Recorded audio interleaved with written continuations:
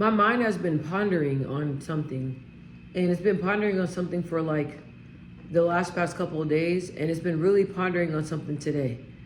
What when I keep saying something is because I don't want to talk about this something, but it's been pondering, and I've been thinking, and my mood, it was affecting my mood. But I noticed that when I record, it always regroups my thinking, and it just brings some type of light and some type of happiness to my life. So this is what I want to talk about, coming from a woman that has been married for 13 years. I don't like to just put my business out there. Oh my gosh, I'm married. As you guys can see, like sometimes, like seldomly I mention it on my channel, or sometimes you will see like my husband like pop up on my channel or something like that. But other than that, like, I don't really showcase that. But what I wanted to talk about is that you have to make sure that you don't allow your relationship, your marriage, or I'm going to say relationship, I'm going to say marriage or your relationship, to distract you from what God has for you, to distract you from your dreams, to distract you from your goals, to distract you from your kids. Now, it's so easy to get caught up in the person you're with and I don't want to say mess, but their life, their traumas, their problems, everything they got going. And it's so easy for us to pour into this person that we're in a marriage or we're in a relationship with. It's so easy for us to pour into them and then fill up their cup and notice that our cup is completely empty, don't even have a drop in there. So the reason why I'm able to speak to you guys about this, because like I said, I've been married for a long time. I'm just backtracking and let you guys know that I have the experience and I've been there, done that. So, and it's so easy to get caught up in love and caught up in wanting to be underneath this person and caught up in what this person is doing and caught up in showing this person your love, your affection. Yes, but at the end of the day, just because you're in a relationship and a marriage does not mean that it's okay for you to neglect what God has for you. That it's okay for you to neglect the dreams and the goals. And let's say, even if your job, if you want to climb up the ladder, if there's like a position that came available that makes a lot more money and you want to go for that position, you have to have a clear mind space. You have to have a clear mind space. You have to be mentally checked in, because if you're mentally checked out because you're invested in this relationship, in this marriage, I'm using both of them, juggling both of the words, then you're going to notice that you're not going to accomplish what you want to accomplish. You're going to be drained. You're not going to be in the right headspace to go after what it is that you want to do. Just because you're in a relationship does not mean that this relationship, you don't have a social life. You don't have a personal life. You don't have a work life. You can't just exclude these other things and just put your all into a marriage, put your all into a relationship. It has to have a balance.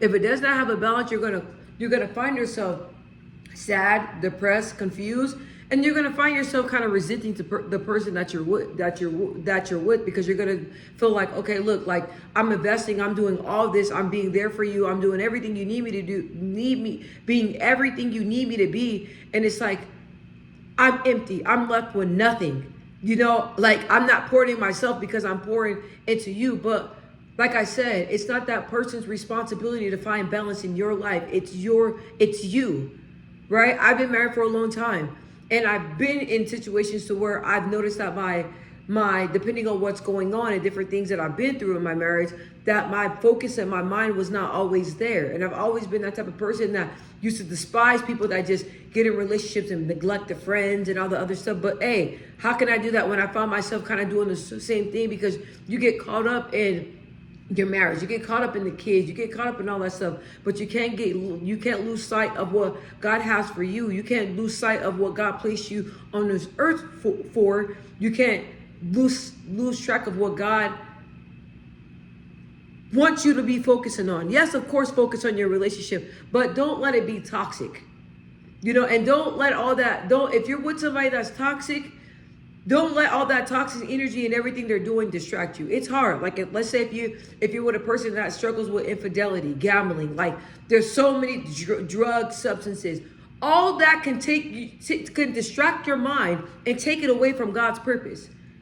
Because you're so focused on this person, you're so focused on trying to be there for them. You know what I mean? Another thing is that you can't get caught up in what the person what they're doing. Such as, for example, let me see, the main one that I hear all the time is infidelity, right? So if you're with somebody that's constantly cheating, right? You popping up in the cars, you tracking their phone, tracking their phone plan down, you jumping in the back seat trying to see where they're at. Honestly, all that is toxic energy, and no matter what you do, you're not going to stop them from cheating.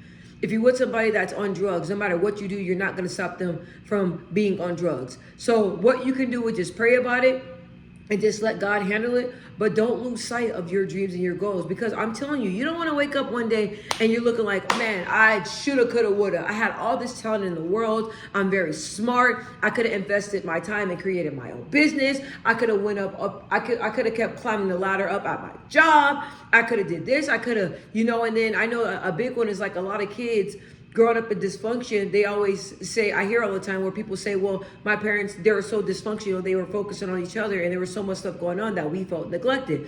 You and the other parent, the mom, the dad, whoever, y'all kept going back and forth, creating a dysfunctional environment for these kiddos. So all that stuff, you have to slow down and just factor in everything. And I used to have friends to where they will just give their all to relationships. Like they won't even, when they get a new man, I don't hear from them. They don't call me. They don't contact me. None of that stuff. What I can say about my male friends is that they're always been consistent till this day. Have a girlfriend, married, no matter what. If I call, they there. They calling me. They return calls. They're very consistent. That's what I can say about my homeboys, is that no matter what, the friendship, we've been friends for years at a time, ever since we were damn near babies, and they've been consistent. They've been there. So that's what I can say about that. The girls, some of them, not all of them are like that, but yeah, y'all get what I'm saying. So all I'm saying is that, man, when you die and you go to be with God, I want you to be able to look back on your life and say, I did everything I wanted to do. I followed everything God wanted me to do. I followed and I had a list and I checked off all my bucket lists. I did everything. I didn't let nothing distract me.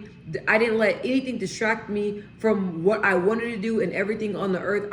I accomplished that. I do not want you to look back and say, look, I was in a relationship that was not good for me, or I was with a person that was, had some drama to them, and I was so focused on them that I lost sight of myself. Losing sight of yourself and losing yourself in a relationship is the worst thing you can ever do, because finding yourself again, it's not impossible, but it feels impossible, and it takes a long time to get back to where you were. So do not lose sight of yourself. Do not lose sight of your dreams. If you feel like the person that you're with or the marriage that you're in, you feel like it's starting to get a little toxic or it's starting to get a little bit overwhelming, you got to reevaluate the situation and find out how to balance it, right? Because it's really hard to balance your personal, your dreams, your goals in a relationship. Being in relationships in a marriage is very, very hard. Most definitely a marriage.